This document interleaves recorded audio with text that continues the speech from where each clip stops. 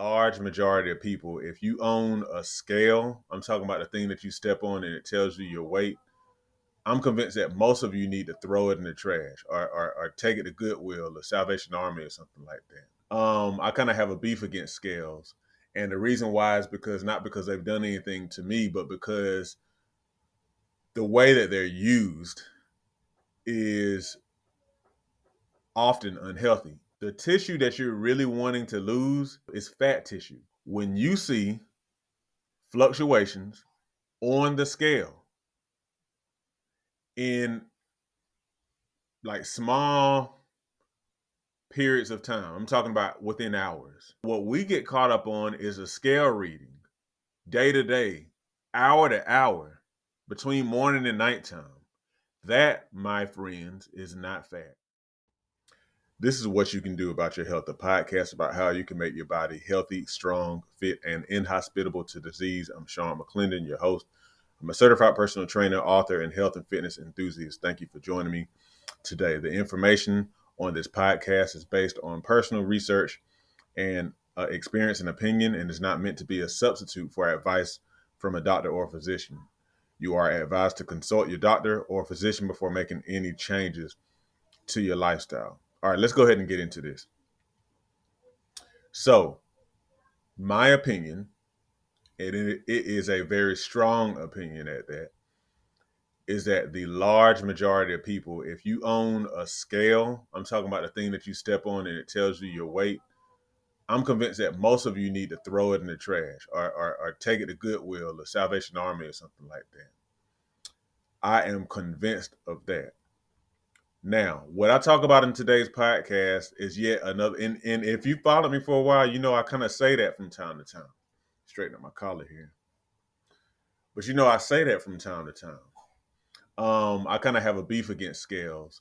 And the reason why is because not because they've done anything to me, but because the way that they're used is often unhealthy. It's misleading and it leads people to do unhealthy stuff a lot of the time.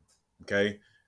Um, so let me talk about what I want to talk about in this episode, and then I come back to that. Now, do I own a weight scale? I do actually. My wife and I have one, and I very rarely use it. I probably use it like once a year because I forget about it. And because I'm not really that concerned about my weight number. Now, it's not just because I don't really have a concern about being overweight or obese. Like I know I'm not dealing with that, but that's not why. I kind of forget about it because I don't. Let me just get into the subject matter, and I'm sure I'll swing back through that. Now, check this out. So I was recently doing a study on the way carbs work in the body, the way they're stored, once you consume them. Now, when I say carbs, I'm really just talking about foods that are rich in carbohydrates. It doesn't mean that that's all the macronutrient that they have. They probably have protein and fat too, but they may be heavy in carbohydrates. Okay. So, for example, leafy greens and stuff have a few carbs, a few grams of carbohydrate, but they're actually pretty low carbohydrate foods. And they also have a little protein in them as well. Very little fat, but probably even some fat, depending on what kind of vegetable you're talking about. Oh, excuse me. I apologize. But anyhow, check this out. I was learning about carbohydrates and the way they are assimilated in the body.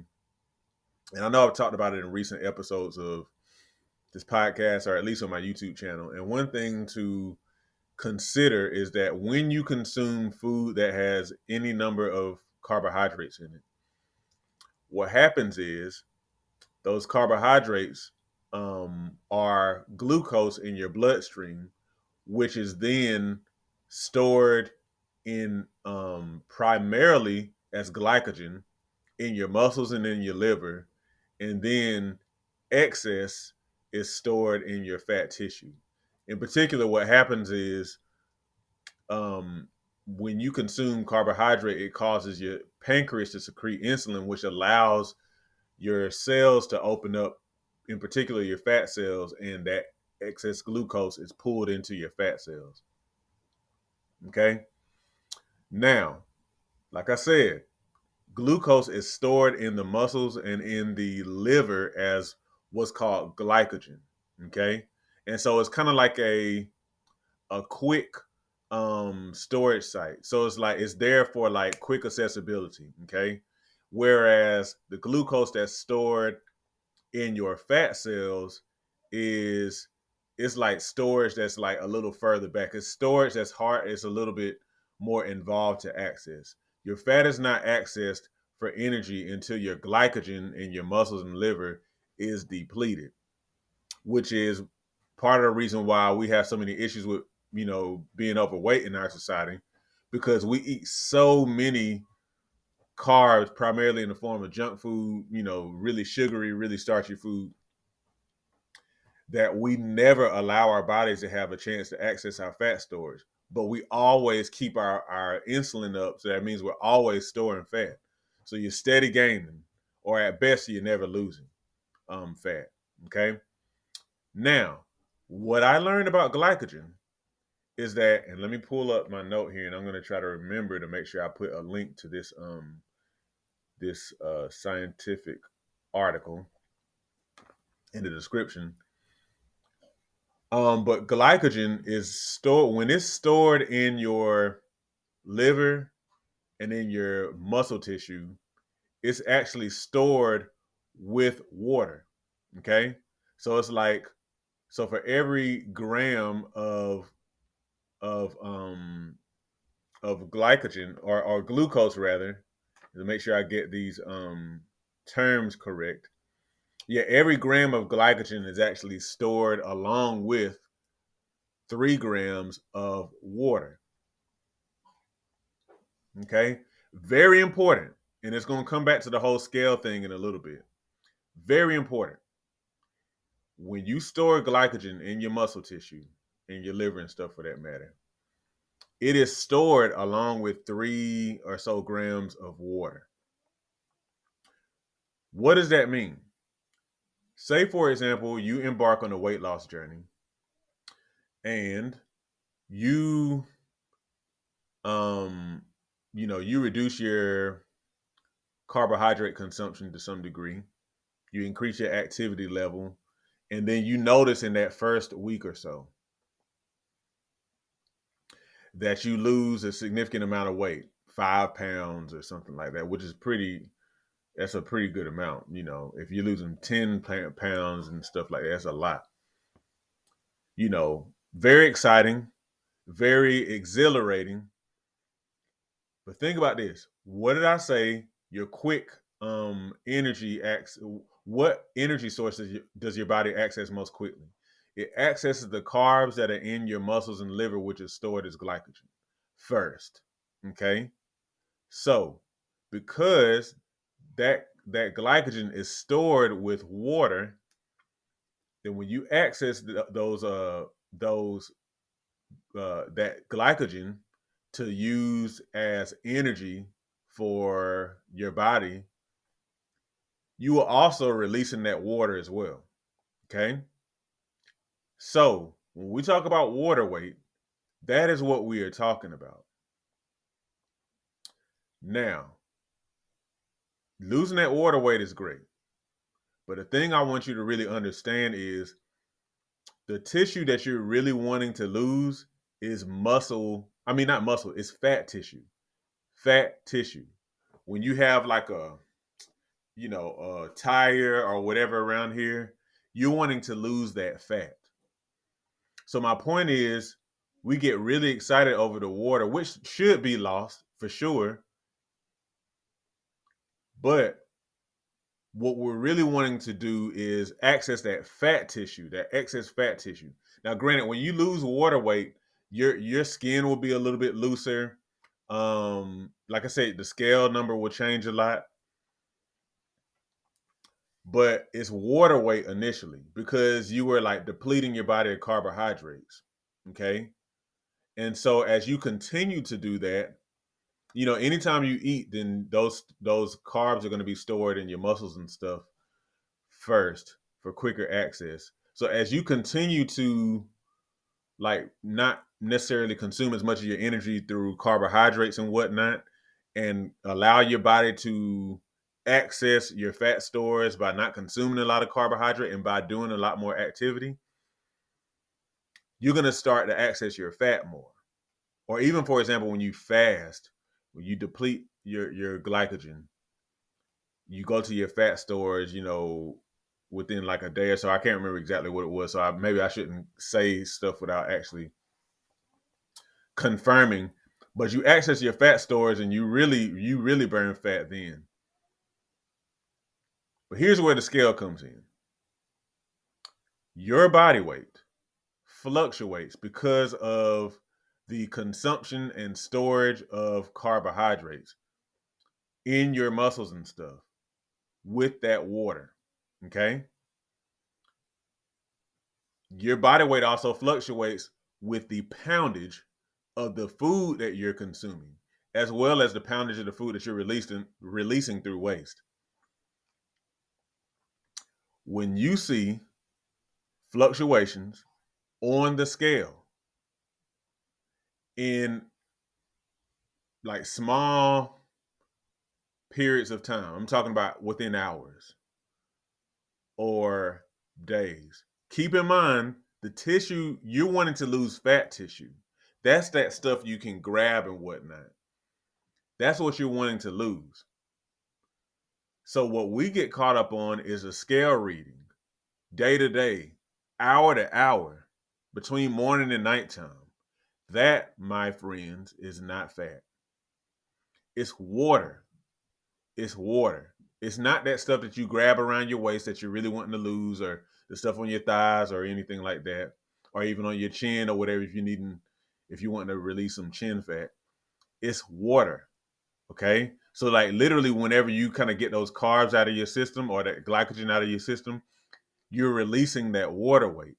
But what you're wanting to access, what you're truly wanting to access when you grab stuff on your body is your fat storage. So that said, you should not make a big deal over any scale changes until a decent amount of time has passed. And when I talk about a decent amount of time, I mean no less than 1 week. Really, I recommend people to do, like I say, no more than once a week. Yeah, I think that's what I meant to say. No more than once a week, and not no less. Um, you don't want to do multiple times a week because you're not really able. Your body just literally does not create fat and stuff like that, or lose fat that quickly. Not a considerable amount. You may even consider bi-weekly or monthly, because the purpose of a scale should be to to track a metric, to see your progress. But you can't see, because of the way metabolism works, because of the way carb storage and release works, fat storage and release, because of the way all those things work, the fat tissue does not change a lot in small periods of time. However, what most people do, most people who I've talked to, most people I come across who are talking about their weight, they get worked up if, say for example, they're like X amount of pounds in the morning, then the afternoon, after they've eaten breakfast and stuff like that, they've gained 3 pounds. And so then they literally change their diet between lunch and dinner to lose the 3 pounds that they gained. It's water, guys. It's water, and it's the poundage of the weight. It's the poundage. I mean, the poundage of the food is what I'm saying. So, like, you're getting worked up about really nothing, to be honest. And what is causing many people to do is you pay so much attention to that scale number that you are trying to lose weight in real time, lose fat in real time, essentially, by adjusting the way that you eat. Now, this is kind of where some of that crash diet and stuff ends up emerging through these type of activities, not understanding the way the body works. And the thing is, I'm not going to even fault people so much, because this is where society has taken us, because it made us so concerned about fat, while also having us consuming all these carbohydrates. We're just obsessed with our weight. But what you don't want to be obsessed with your weight. You really want to be focused on what is healthy for me. And so that's why, if you're gonna weigh yourself, don't do any more than once a week. Matter of fact, I would say aim for once a month, and either and get rid of that scale, put it somewhere where you forget about it until like once a month. Or if you know you're kind of being obsessive about it, it might just be a good idea for you to just fast from it. Get rid of it or something. Because whatever you're doing for your weight, like, which is what you're wanting to do, is lose your fat, some of your fat stores. That's going to require some consistency. I'm not talking about minute to minute consistency. I'm talking about consistency that's over a long period of time. I always tell people, you're not going to really see real considerable results from any healthy living plan, exercise, eating right, et cetera, until about a month has passed. That's when you can kind of look back and really assess for real, what kind of progress you've made. Okay, so that said, you might want to get rid of your weight scale if you find yourself weighing yourself multiple times a day and you can't imagine living without your scale. Because if you do that, if you're weighing yourself multiple times a day and you start feeling like you really can't do without your scale, then now we're talking about bondage. Now we're talking about we're bound by our weight scale. And that, people, is no way to live. You know. So, and I even say this, and I'm going to let this be it. This is going to be a short podcast episode. We bind ourselves by weighing ourselves all the time and kind of like not really making the best usage of a scale by doing that. We bind ourselves by, in my opinion, the counting of calories and carbohydrates, when you really don't have to do all of that. You don't. It may work to a degree, but sometimes it oversimplifies, in my opinion, the way the body works. Now, I believe that there are ways of doing it, but you kind of have to be, you really have to be, you have to be kind of scientific about it. You really have to, like, because again, like as I've said in a recent episode, it's not just calories in, calories out. It isn't, because your body has different kind of hormones and things. It's just like how somebody might take a steroid, for some sort of health issue they're having, and it causes them to gain weight, regardless of how much food they eat. That shows that the body's weight is not so much influenced just by the calories you eat. It's also influenced by the way your hormones do. Okay. So you got to consider that it's not just as simple as calories in, calories out.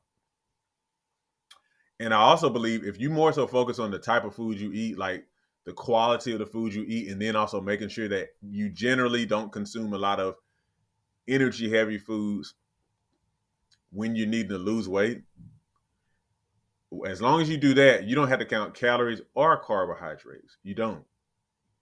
And so that's usually typically um, how I recommend people to do. Okay. So anyhow, and hold on, because my child is here. Hold on a second. You gotta go. Sorry, y'all. So my child is kind of trying to get my attention while I'm actively recording. So oh well. But anyhow, I'm gonna let that be it. My feature book for this episode is my book called "What You Can Do About Belly Fat." You can find, sorry, you can find a copy of that on Amazon. Um, but yeah, so basically, without going into that, because I should have had the description of it here up, but I don't have it now. But basically, I wrote in that book how you can lose belly fat through the adoption of eating and exercise strategies and other different type of things that help you really understand how the body works. We talk about visceral fat in that book, which is the fat that kind of accumulates around your abs. I mean, underneath your abs, like around your organs, and why that's really the stuff you really want to get rid of. We give you strategies and stuff for getting rid of it too. So make sure you go to Amazon, look at the link in the description to find more about that. Make sure you subscribe if you haven't already. Make sure that you comment below. I want to know if you guys actually use a weight scale, and if so, how often do you weigh yourself? Okay. Um, get your copy of my book, and also consider some of my other resources that I have, including coaching. Very limited coaching. I do very limited coaching.